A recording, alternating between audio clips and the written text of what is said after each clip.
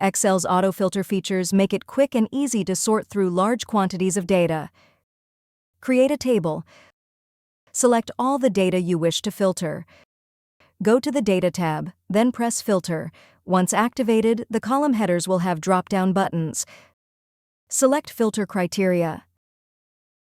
Customizing and deactivating AutoFilter.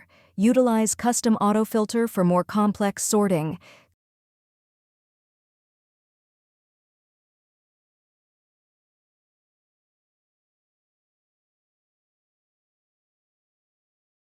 Clear your filters.